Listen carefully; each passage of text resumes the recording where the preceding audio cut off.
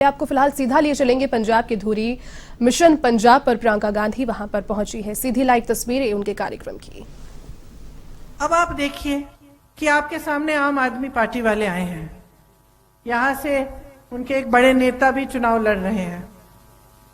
आपके सामने आकर बड़ी बड़ी घोषणाएं होती हैं। विज्ञापनों में दिखता है कि दिल्ली में दिल्ली सरकार ने एक नई राजनीति की है, किस तरह से विकास किया है।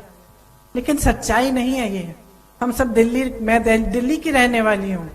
मैं आपको बता सकती हूं, आप दिल्ली जाके देखिए, विज्ञापनों पर 200 करोड़ रुपए कोरोना के समय खर्चे।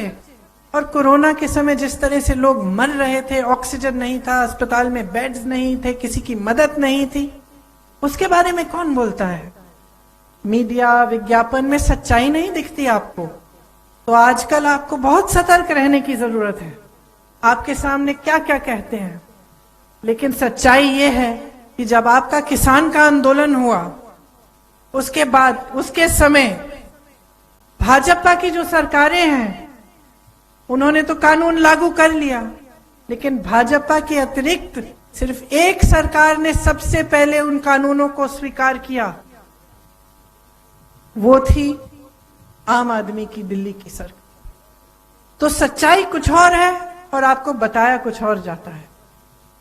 ये सरकार दिल्ली में प्रधानमंत्री श्री नरेंद्र मोदी जी और अमित शाह जी के सामने झुकती रहती है।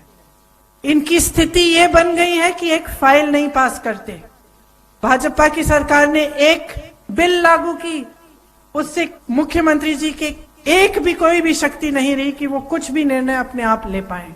आज ये स्थिति है वहां की सरकार की। आपको बताया जाता है कि दिल्ली में जो सरकारी पाठशालाएं हैं, भगवान जाने कितने अच्छे हो गए हैं, लेकिन सच्चाई है कि बाहर से लीपापोती कर दी है, अंदर से ज्यादा कुछ बदला नहीं है। तो आप सच्चाई को समझिए।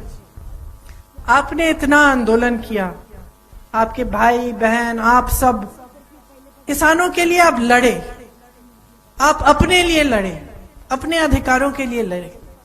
1 साल के लिए आप दिल्ली के बॉर्डर पे बैठे रहे। कोई आया आपके पास आपकी सुनवाई करने के लिए? किसी ने आपकी मदद की? किसी ने नहीं की। 6 किसानों को जीप के नीचे मंत्री के बेटे ने कुचल डाला। कौन लड़ा आपके लिए? क्या ये लोग आए थे वहां? नहीं आए। आप खुद अपनी लड़ाई लड़ रहे थे। इनकी